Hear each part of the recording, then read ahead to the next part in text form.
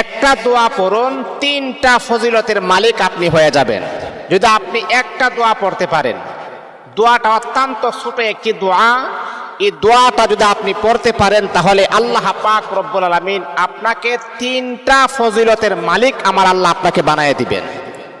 দেখেন, এই ছোটখাটো দোয়াটা পড়তে আমার 10 মিনিট সময় ব্যয় হবে না, আমার 5 মিনিট সময় ব্যয় হবে না, মাত্র 1টা মিনিট সময় আপনি আপনার স্বাস্থ্য সুস্থ থাকার জন্য 1টা মিনিট সময় আপনি ব্যয় করেন। কত সময় অযথা অনর্থক আপনি নষ্ট করতেছেন, আর 1টা মিনিট সময় আপনি আপনার স্বাস্থ্যের জন্য আপনি ব্যয় করুন।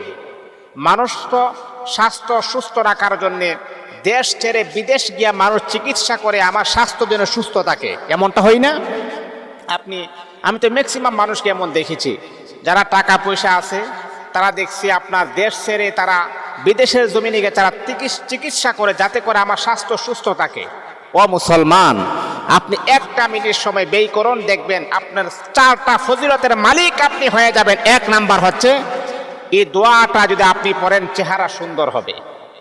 এই চেহারা সুন্দরের জন্য আমরা কত কিছু করি, কত ক্রিম আমরা ইউজ করি, ব্যবহার করি। আহা, আমার যুবক ভাই বোনেরা, কত কিছু না আমরা করি চেহারাটা সুন্দর রাখার জন্যে। কিন্তু আপনি দোয়াটা আপনি পড়েন, আপনার চেহারাটা আল্লাহ পাক রব্বুল আলামিন ফুটন্ত গোলাপের মতো আমার আল্লাহ সুন্দর বানায়া দিবেন। 1 নাম্বার।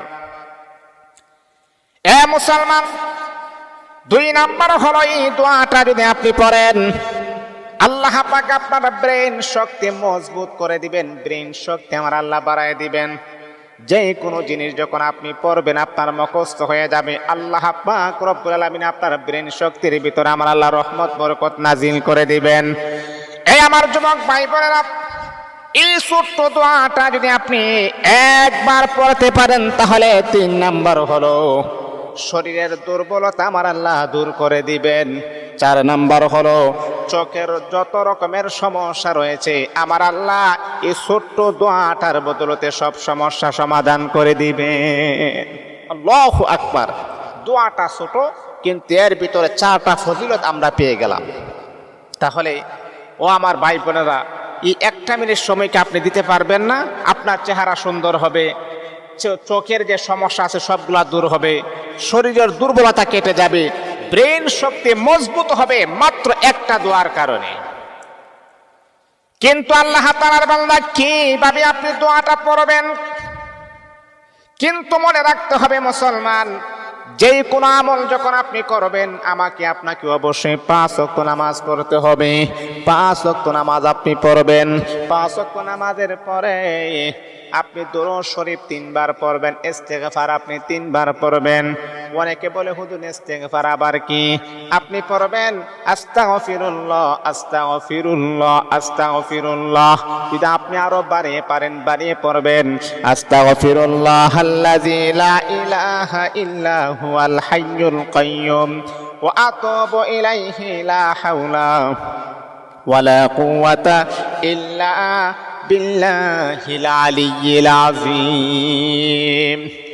3 বার দুরূদ শরীফ পড়বেন, 3 বার ইস্তেগফার পড়বেন, তারপরে দোয়াটা আপনি পড়বেন। ছোট্ট একটি দোয়া আপনি পড়বেন। দোয়াটি হলো সুবহানাল্লাহিল আযীম ওয়া বিহামদিহি ওয়ালা হাওলা ওয়ালা কুওয়াতা ইল্লা বিল্লাহ। মাত্র আপনার 1টা মিনিট সময় ব্যয় হবে। ও আমার যুবক ভাই বোনেরা, যদি আপনি আপনার চেহারা সুন্দর রাখতে চান, ব্রেনটাকে মজবুত রাখতে চান, শরীরের দুর্বলতা যদি আপনি দূর করাইতে চান, ও বন্ধু চোখের সমস্যাগুলা যদি আপনি সমাধান করাইতে চান, তাহলে মাত্র 1টা মিনিট সময় আপনি ব্যয় করুন। আমি আবারও বলছি, আপনি পড়বেন সুবহানাল্লাহিল আযীম ওয়া বিহামদিহি ওয়ালা হাওলা ওয়ালা কুওয়াতা ইল্লা বিল্লাহ। 1 বার পড়বেন, 1 বার।